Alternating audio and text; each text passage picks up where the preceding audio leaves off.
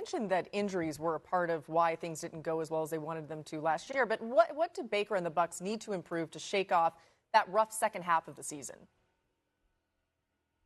Need to get back to what Baker's done best over the course of his entire career, and that's the play-action game. Over the course of his time in Cleveland, Carolina, the Rams, the Bucs, about 15 points of QBR better using play action than he is without a play fake. And last year, he was really good with play action. Third best in the NFL in QBR, but they didn't use it very often. 25th in the league in terms of how often they used play action. And that could have been an injury thing. They didn't have Tristan Wirfs for a while. He was hurt. Their line was banged up all season. Bucky Irving out for a chunk of the year. I don't know if they had a lot of confidence in their run game, but that's what makes Baker's life easier. It gets him in a rhythm, gets him on the move where I think he's at his best. Would like to see them use play action early and often here in 2026. I mean, listen, the reality is how they get back on track is actually to de-emphasize Baker Mayfield needing to be a hero. I've talked about this a lot and I've referenced this quote a lot, but I want to linger on it again because there's a more interesting conversation to continue to have. But kind of what Orlovsky said, stop treating Baker Mayfield like he's Josh Allen. And I want to unpack that more because I think there's more to it. And I just made a Josh Allen video kind of discussing this, but it was from through the lens of Josh Allen. And I want to have a similar conversation but through the lens of Baker Mayfield. But before I jump into it, Tampa Bay Buccaneers fans, please don't forget to subscribe and watch the full length of the video. When you guys do that, views go through the roof. Subscribers go through the roof.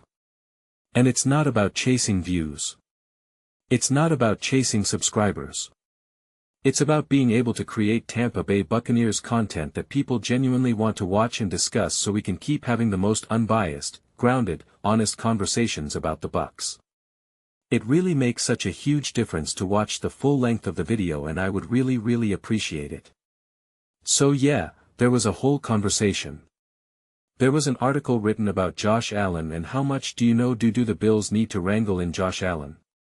And the article was like it'd be crazy to do that, blah blah blah blah.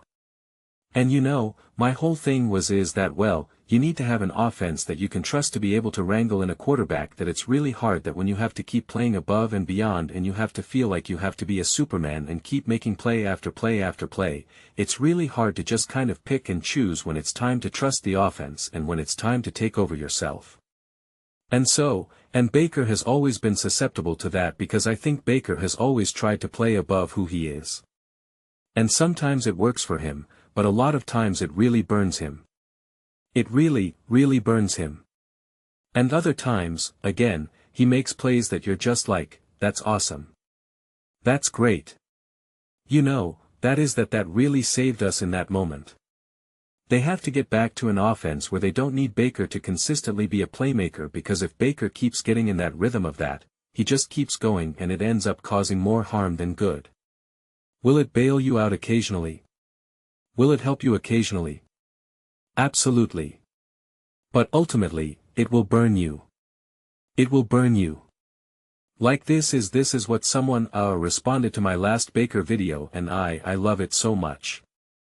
He said, Baker Mayfield is like a utility belt that only carries grenades. A utility belt that only carries grenades.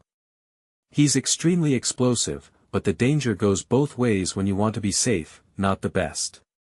And to me, that is I said I was like that. I love that because it really is.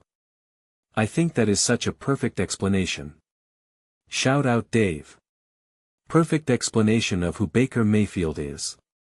And so that's what they have to get back to.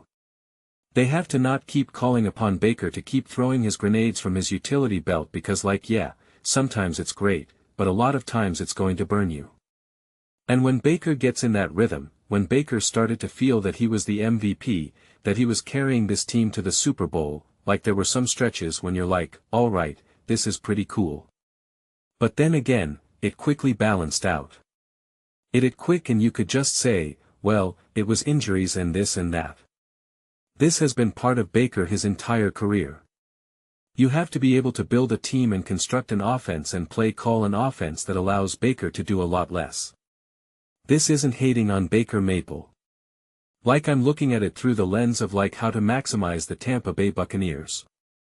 Like this is a positive video, but unfortunately I fear people will take it through a negative light.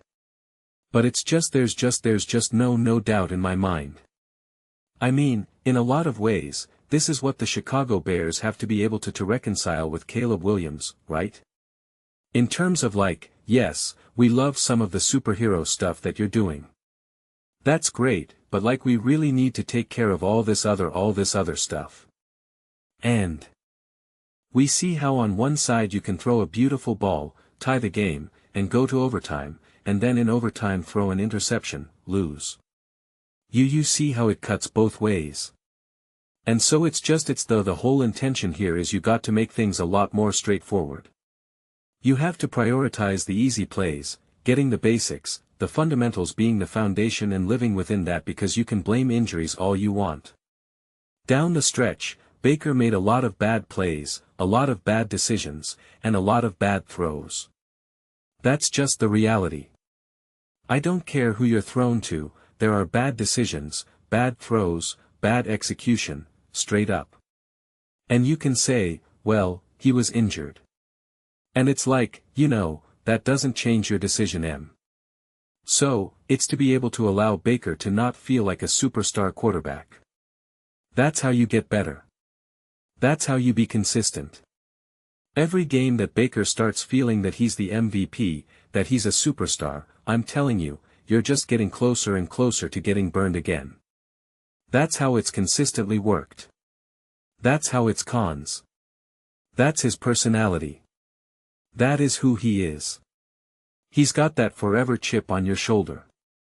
Anything you can do, I can do better. You see it in the games. You see him barking at the other players. You see him jawing at the other players. And it's just that's who he is. Build the culture and the environment that he can just be settled. That's what you're looking to do. And I promise you, you will be a significantly better team. And you will get a better version of Baker Mayfield. You will get a much better version of Baker Mayfield. And that is in a lot of ways what you were able to see with Liam Cohen because Liam, as Tom Brady talked about, is able to really give a wide margin of error. Is really able to give a wide margin of error for his quarterback. And once that's lost, that's when things can get a little dicey. A little dicey. Game management is not in Baker Mayfield's DNA. And that's a problem. You got to be able to manage games. You can't win Super Bowls without being able to manage games. But if your offense is a little rocky and you're dealing with injuries or whatnot or, bad coaching, whatever, and calling upon your quarterback to be that superhero, it's a losing battle. It's a losing battle even with the actual superheroes like Josh Allen, Mahomes, Lamar, etc. Certainly going to be a losing battle with Baker Mayfield. But those are just my thoughts. I'd absolutely love to hear yours. What do you guys all think about Baker Tampa Bay Buccaneers? What do you think they have to do to get this offense back on track? Let me know your thoughts in the comments or just the team in general, I suppose. Let me know your thoughts in the comments below. I read every single comment. So whether you agree with me or disagree with me, either way, let's get some discuss. Science. Let's get some fights. But ultimately, let's just have some fun. Please do consider subscribing. We're building an amazing community here and absolutely love to see you part of it. I want to build something that we all generally feel connected to, something that we're really excited to be part of. I think we're well on our way to doing it. Please don't forget to give this video a thumbs up as it really does help visibility and the algorithm. Thank you so much. See you next time.